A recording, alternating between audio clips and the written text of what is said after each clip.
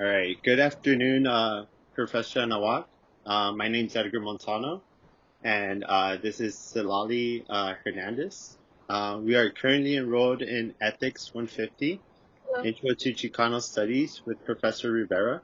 And we are currently working on our final project, which is partially focused on the social injustice for street vendors in the Latinx community. We were inspired by this topic because of the social justice movement that was going on with this particular community, which was spotlighted by the activist Alex Enamorado and supported by the Justice Aid on social media. We want to answer why has the social injustice for minority groups such as street vendors stayed stagnant or in some cases worsened over the years. We want to look at why city officials suppress street vendors by not allowing them to get street vending licenses. We want to see if cities have future plans to create a safe pathway for street vendors and to receive the proper street vending licenses. And we want to ask ourselves, how can we get justice for street vendors similarly to the Chicano movement that happened in the 1960s and through the 1970s. So we also want to start off with you telling us a little bit about yourself, who you are, what made you become an activist for street vendors, and what do you hope to accomplish? First and foremost, thank you for thinking of me. I am very, really honored to be here with you. I wish you the best on your final. Sounds amazing. A little bit about myself. I am an activist for the last 27 years in the Chicanx community. And part of what I've been doing, it's multifold. There's different elements. My particular focus as a 15-year-old from Huntington Park, California, born and raised in Southeast Los Angeles, was the trajectory of learning our true history as a Chicano community. But that learning our true history is connected with knowing how to advocate for ourselves, for our community, learning how to confront systemic overt and covert racism. So from a very young age, right? I was politicized by Proposition 187 in 1994, which was really criminalizing undocumented communities, which my parents were undocumented at that time. So it was very troubling to know that we were not wanted, that I possibly could not go to school, possibly could not go to the hospital. It was all these things, right? So it was very young age. These things really politicized me. The uprisings of 1992, which are known as the LA riots, that really politicized me and really marked me for the rest of my life as far as understanding racial injustice and racial terrorism. At the same time as police brutality and injustice and a really suppressed way of not allowing for people to dissent and to speak out against injustice. So a lot of my work has been to empower our communities to learn about their true history and identity, because in my understanding is that knowledge of self is it really does a deep service for you, because when you acknowledge yourself, when you know yourself and your trajectory in your communities, you're going to advocate, you're going to want more for yourself, you're going to question why we're born into certain environments, right, that are not always the most empowering and the most uplifting for our communities. So that trajectory over into a street vendor, I wouldn't consider myself a street vendor activist. I would consider myself an activist that supports street vendor justice, because part of my activism has been to support these voices, street vendors, but also those who have protected them and tried to fight for justice, how the systems of justice have repressed them, and what is happening to Eden Alex Enamorado, who was a guest speaker for my Chicano Studies 150 class a month before he was detained, and his house was raided.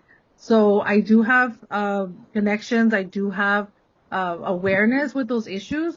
And as a historian, as an ethnic studies professor, as someone who also uses social media to highlight these injustices, I have been very disappointed to see how these 7 out of the 8 activists continue to be in jail and denied bail for very, very bogus reasons and justifications. And I'm sure we can get into that in a little bit. Alrighty. Yeah, I totally understand like the frustration with that social injustice, and mostly how they're still after I think it was December, right, where they got detained. They still are currently incarcerated for that. So it's pretty wild to just know the injustice. So Silali, if you want to continue. Yeah. Okay. So the next question, what is something that you would hope the general public would learn about the activism work that you do? I think the general public should know that they are also capable of advocating for themselves. I think we have to really expand what we view as activism, especially in the age of digital media, social media, right? I think people understanding that how we advocate for change looks different depending on your ability, depending on your positionality. I think, sorry, I'm getting like, it sounds like windy. I don't know. I'm Sorry. sorry, I'm outside. I'm gonna mute Okay. myself. Yeah. Sorry, that was like, no, it's not me. I'm sorry Yeah. about that. No. Yeah, so I think the general public should understand kind of the purpose of activism in a way that they themselves can feel those benefits, right? Like, for example, when we're talking about segregation, when we're talking about redlining, when we're talking about these massive policies that were used to repress certain communities from accessing power, when we as activists, I think, take a more what do you call it, like more obvious stand, I think people tend to only view a certain level of activism, like holding a poster, right, marching, or on a corner street sign. That is a level of activism. But I want the general public to know that advocacy work is way more multidimensional than what the media has usually perceived as activism, right? For example, regarding your own position, where are you in society? Are you a student? Are you a worker? What are your intersexual identities? Are you a woman? Are you trans? Are you male? What access do you have to creating changes in your community? Are you involved in the political process? Are you an educator? Are you working for the fast food industry? Like, all the positions that we are in as individuals, there's always room for improvement. There's always room for you to assert, right, your political power, your voice. And I think the more that people understand that they also can participate in changing, right, to change these social structures that we're in that keep perpetrating injustice, I think it's important. But I think it's really important to see people like you, who look like you, who are from the same cities that you're in. What have they done in the past, right? People like us have been doing changes, have been participating in organizations, but we haven't been given a spotlight. We haven't been taught about in school. So I think the possibilities of what change looks like also is about having exposure, right? Exposure. If you've never been to a protest, you've never seen people in your community protesting, it's intimidating. You're thinking maybe it's not me, but I welcome the general public to reevaluate what it means to be an activist, and also within your own limitations, right? Do what you can with where you are at, right? Don't feel like, oh, I can't do something now. I have to go here, go there. Where you are right now, you have something, you have power. There's something you can do, right? And work with that. And I think if we understand that we can all participate to our own ability, I think that makes it much more welcoming and inviting. and it doesn't create such a binary as I'm a community member versus I'm an activist, but understanding that all of us, right? All of us have these resources and the ability to exercise our rights, and sometimes for yourself, right? Sometimes for yourself, but also sometimes for those who are marginalized in a deeper way than you are, right? And so how do we become an ally? How do we become an advocate for people in our community who don't have access, who don't have certain privileges? So I think it's about being always aware of those different dynamics. You bring an interesting point of like how to that there's different ways of activism. Um, I wanted to see how have you built a community inside of like the activism, and like what have you done to active, I guess, be like active within the whole entire social movement, um, that, and how has this impacted you personally? So yes, my involvement in social movements is a long one, right? So it started in the 90s. And I think it's about what's happening historically that really governs how I'm active in certain social movements. I remember protesting Disneyland. This is in early 2000s, like 2003, 2004, because they were hiring Antonio Banderas. This is an example, right? They had hired Antonio Banderas, who is a Spaniard, to play the role of Emiliano Zapata, who is an indigenous and a black man from Mexico who fought against in the Civil War, which is the Mexican Revolution. That's one element of being active. But also I created a club at East Los Angeles College with my colegas, with my other members of the community, and we called it a Nahuatl Studies Club, right? So that was as students, as community college students at East Los Angeles College, we felt that there was a need for a club to address um, the different his histories, experiences that Mexican, Central American, South American students had, but bringing in an indigenous element to our understanding of identity and our experience under white supremacy.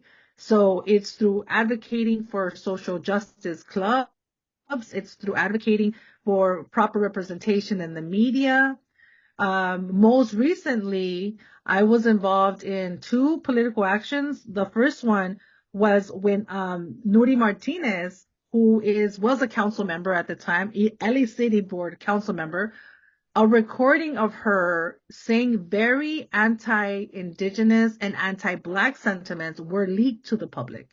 Yeah. And I don't know if you remember, if this was like about 2 years ago, if you remember this, but basically that was an attack, right, against the Oaxaca community in Los Angeles, the Oaxaqueño community, because she used very anti-indigenous, anti-Oaxaqueño, racist rhetoric, and she also used anti-black rhetoric.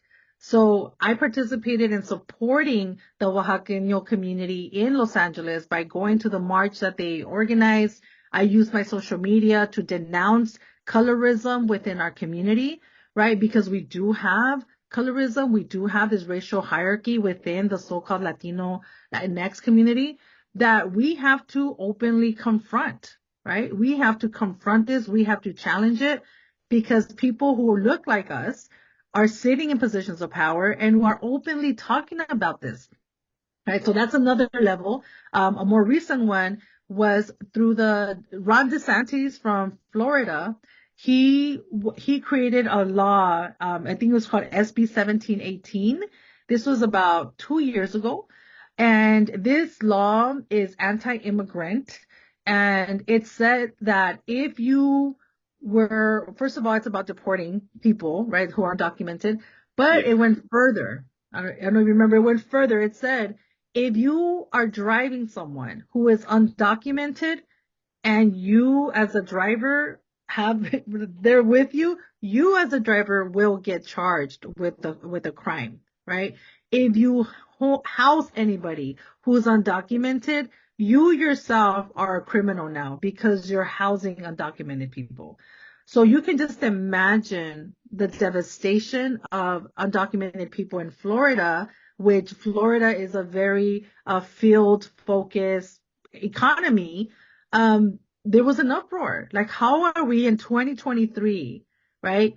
2024 going through these type of policies where people are being deemed criminals and being deported on site, right? And people who are supporting undocumented people are also being criminalized.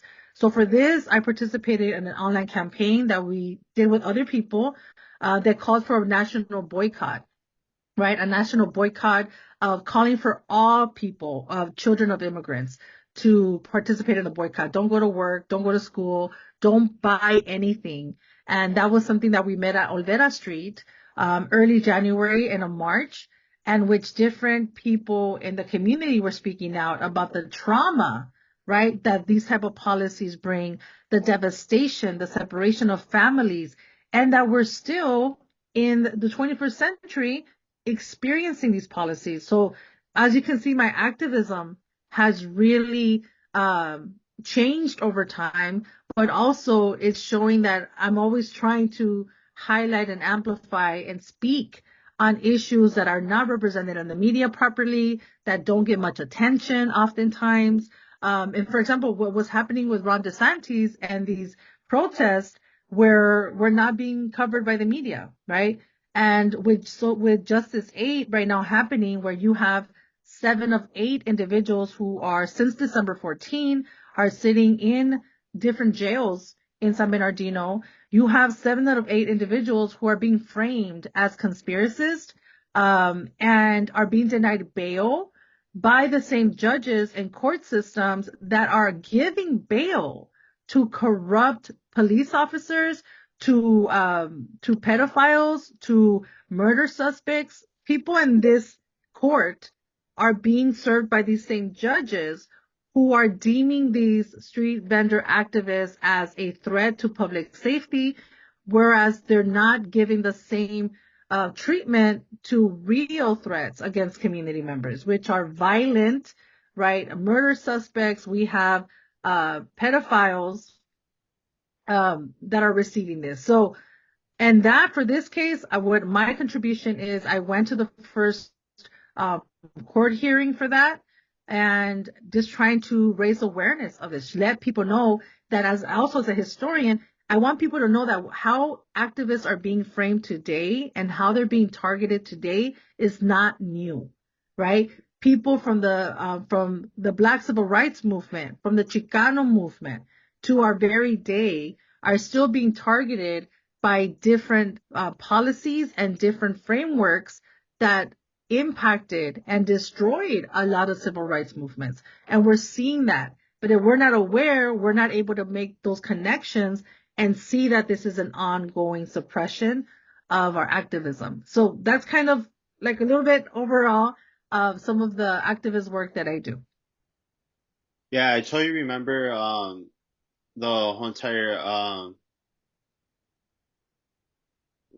like the whole entire like suppression that they were doing in Florida with DeSantis.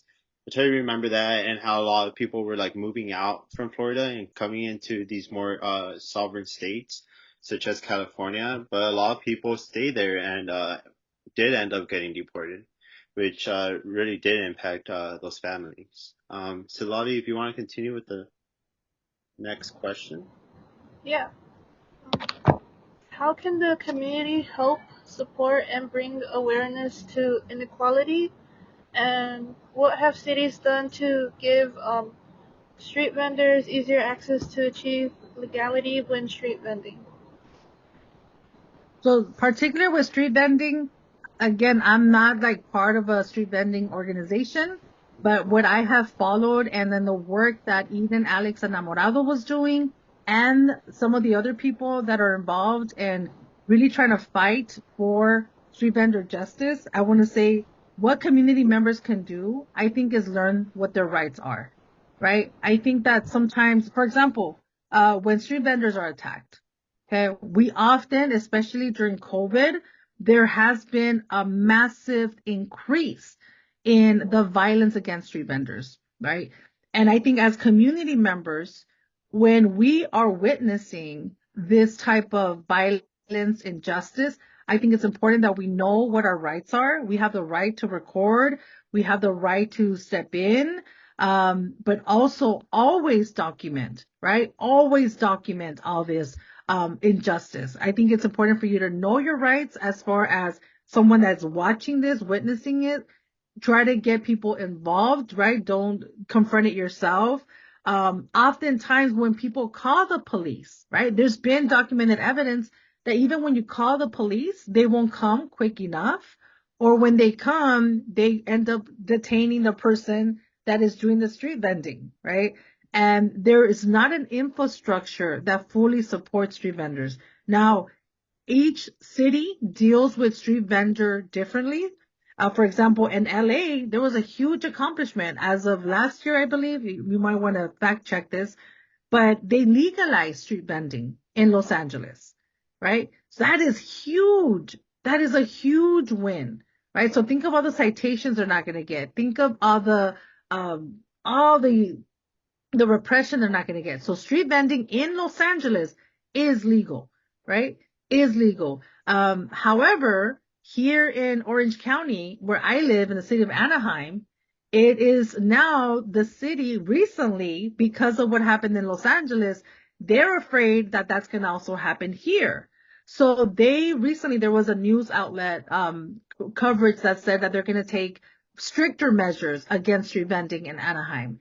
So what do we see? I was used to seeing certain fruteros, certain taco people, certain tacos de canasta. Now they're less, right? About 2 weeks ago, I purchased fruit from it's awesome frutero by my house. And that same day I said, hey, how's it going? Right? Like, how are things going? Like, do cops come? Is the city coming? He's like, no, not really. They haven't really come this way.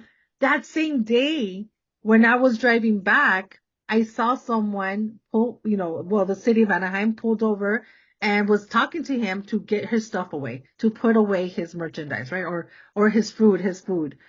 So it's about each city is responding differently, right, to street vendors. And one thing I think people don't understand is that part of the work that Eden Alex Enamorado was doing and other people, other activists, is to get street vendors licenses, right? Permission to sell, sales permits. Okay. They were working on that already. There's nonprofit organizations that were purchasing, right? City approved taco carts, city approved, right? Elote carts. That is something that they were working on, right? When all this is happening. So now we have City of LA is legalizing street vending, but Orange County is not doing it, right? Santa Ana is not doing it. So what is happening? And that's where we get into more of and I would argue, right, this anti-immigrant, anti-Mexican, anti-Central American sentiments that don't hold the same values as being an entrepreneur, right? That's not applied to street vendors, right? That's not applied to people who are selling flowers, who are selling elotes. And it's like in this society, people celebrate entrepreneurship, right? That's a good thing. You're a go-getter, right? But when people who look like us are trying to also be entrepreneurs and it's not in the same way that they want us to be, that is looked down upon. And that is not standing alone. We have a history in this country of criminalizing and demonizing those in our community, right? And in our community, we're looking at being undocumented, but not every street vendor is undocumented, right? So there's all these stereotypes that play into this notion that street vendors are taking away. I'm not sure what the argument is. What is the threat, right? They It's take jobs or competition. something, right? Yeah. They say Yeah, that they're taking away jobs or something like that, right? yes, or even like where they're positioned, Yeah. right? Oh, you're right in front of a restaurant. That restaurant is upset because you're selling tacos in front of them. Or we've had a case where Eden Addicts Enamorado and other street vendor activists they confronted racists, right, who are attacking street vendors and who are not perhaps physically grabbing their stuff, but calling them, oh, get out of here. This is not a Mexican hangout. A gym owner said this in Los Angeles.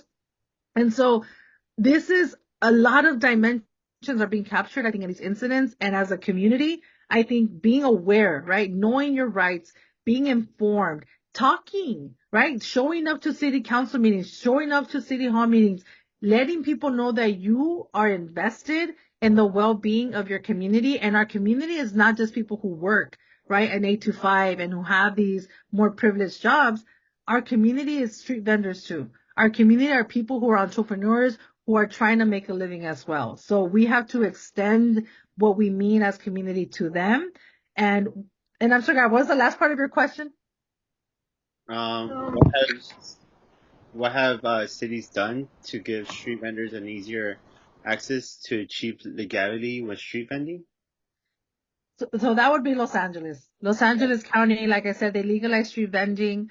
There are different organizations, nonprofit organizations that work on providing workshops for street vendors to be able to get their sales permit. But I think the call should be that should be provided by the government, right? Like they did. It's legal now. If it's legal to be a street vendor, my hope is that they also provide the infrastructure to be able to navigate that new opportunity, right? So what does that look like when street vendors it's legal? Are you abiding by by city requirements, by all these things that you have to look at, right? And I'm hoping that they facilitate that, not just making it legal, but do they have a program where street vendors could go apply for a sales permit, get training, on what is the proper way to manage foods, right?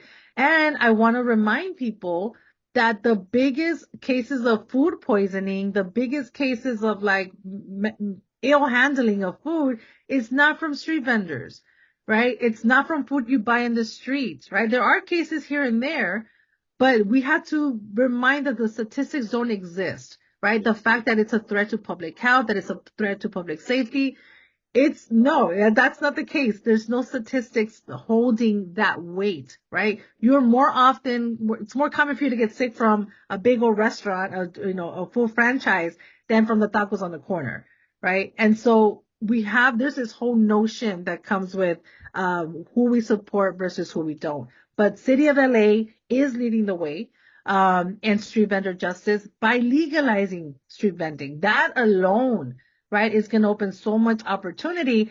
And I think is a model for other cities to say, how are we dealing with street vendor justice? And how are we supporting the most marginalized groups of people that are trying to make a living, right? And that's something I think it's a challenge for everyone else nationwide. It's a threat. It's a challenge for them to see what are they going to do to support street vendors. Yeah, I totally agree.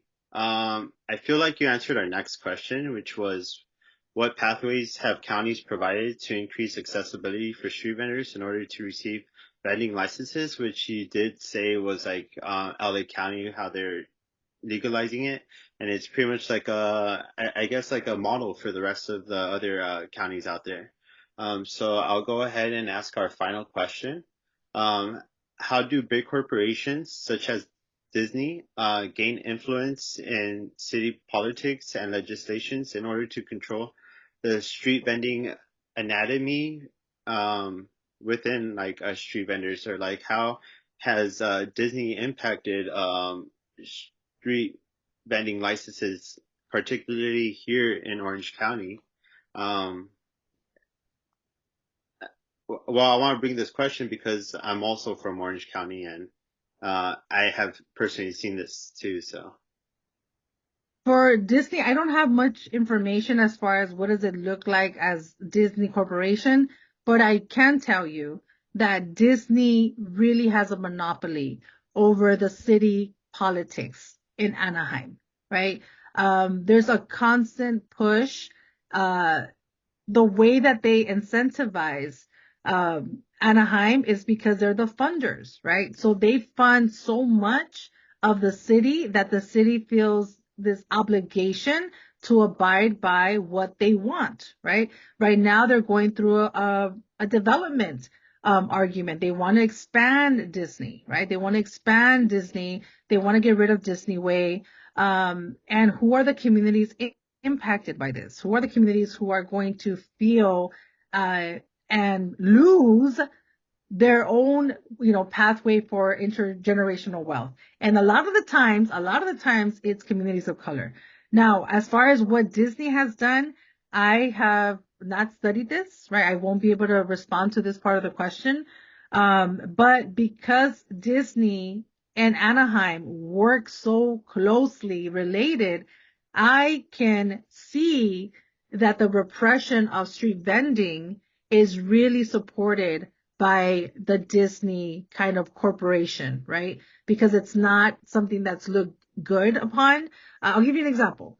For any time that there are, like say police brutality cases in Anaheim or Orange County, there is this push to not cover those incidents as much because it's going to create a negative portrayal of the city of Anaheim. And a negative portrayal of a city of Anaheim where Disneyland is at is not a good PR, right? It's not good for public relations and for the reputation and look of Disneyland.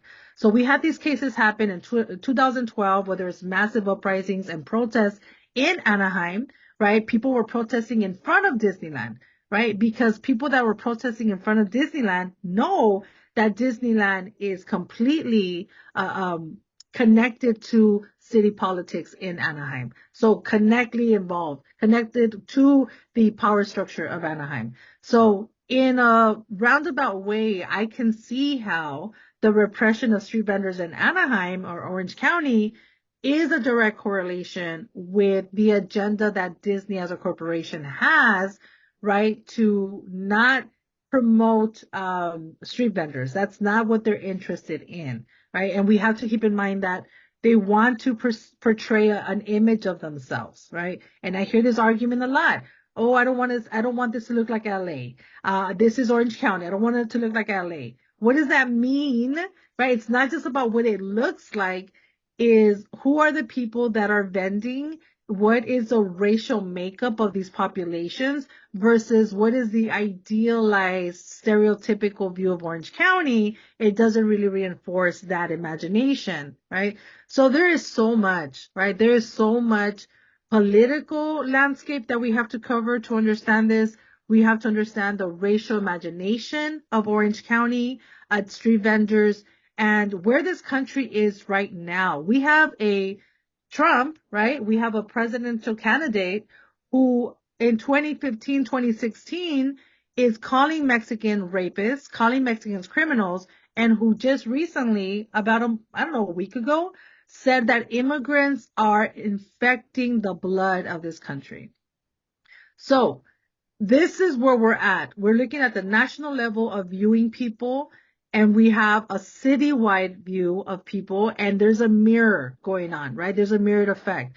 So we have to keep in mind, right? This is all connected. There's nothing that is happening out of a vacuum. This is all a reflection of our times. It's a reflection of how the anti-Mexican, anti-immigrant rhetoric deeply impacts our communities. And we see this being resulted in the violence against street vendors. So I think the fight is long. The fight is just, and we need more infrastructure. There needs to be way more resources for our community members who are entrepreneurs, right? They are finding ways to be able to survive that don't align with the more traditional structure of a career, right, if you will. So let's think about that. And again, I'm not the best knowledgeable person on specific policies from Disney, but I do see the way that they impact the way the city responds to any type of conflicting or problematic political or economic threat, right, to this corporation of Disney that is really a monopoly over the city of Anaheim. Yeah. I feel like the city of Anaheim and Disney really like you said earlier, they support like I guess like entrepreneurship, but the the street vendors themselves aren't the little kids selling lemonade outside in their lemonade stand. Instead, it's like no, they're doing something illegal, you know. So it's like the comparison, you know. It's not what Disney seems as like it being socially right, you know. And I do want to add that this is an opportunity, right? Just like any business corporation, Disney has done a lot of, I think self-reflection to a certain extent. When you look at their cartoons, how now they have a lot of disclaimers to show that yes, this was racist, right? I think corporations need to take advantage of the opportunity that is coming forward where they can do the right thing, right? So I think that's important to state as well. So it's like Disney, this is an opportunity, right, for you to legalize street vending or to support, right? If you want to be inclusive, if you want to um, support the community in which you are on, right? The community that's thriving here, I think it's an opportunity for them to extend what they view as community support and effort to also support street vendors. So that is something that they need to reflect on as a corporation and all corporations, right? What are you going to do to support that? We want to see if there is any other information you would like to provide for our research that we might have missed. Let me see. I think I should email you the list. If you follow, I would say follow Mr. Checkpoint. He has a lot of excellent work done on the Justice 8 case. And he also speaks about police brutality and systemic racism when it comes to the authorities. Also, LA Taco, they've done a lot of work to support street vendors and to really highlight these cases to the bigger audience. And I think there's two nonprofit organizations from Los Angeles. Their name escapes me right now, but they are other organizations that I say you could contact because they will be able to tell you the exact laws that were passed because people are lobbying. People forget, like, Eden Alex Enamorado, not only is he an activist out there, confronting racists face to face, but he's also would go to city hall meetings, right? So he's invested in policy change too and lobbying for the legality, the legal framework to allow street vendors to exceed and to thrive. So if I would leave you with that is look up the nonprofit organizations from Los Angeles who are pushing for legalization, who have been fighting for years, right? Mr. Checkpoint, LA Taco, LAIST, and I would say CHIRLA, CHIRLA. That's a nonprofit organization for immigrant rights. So they might have, I think, a good resource for you. Righty. I have seen the work of Mr. Checkpoint, and I have seen the work of Ale Taco, and they are very like informing, which I will be like providing some of their input into our research. Um, but finally, we want to thank you for your time, Professor Anawak, and we hope to use this interview as a source for our final project. Excellent. Tokaya, Citlali, Edgar. I want to see what it looks like. So if you can please, are you doing this as a video or are you doing a presentation live or what does it look like for you, the final production? So the final production, we're gonna submit this interview to our professor, and then we're gonna quote some of our discussion within our research paper, and then besides that, we are also doing like a artwork piece, and we will also be doing like a little presentation, which we will also be quoting some of our conversation within that presentation. Oh, and one last thing. If you want more information on Eden Alex Enamorado, There's two people that work with him directly. Just, just to let you know, it's James Barber, and Lion, Lyons, and you'll find them on Instagram. On Instagram? So Okay. those two individuals are really working, with him. So just letting you know, right, that those are the two spokespersons you can talk to. All right. Awesome. Thank you so much. I'm gonna stop the Thank recording you. now. Okay.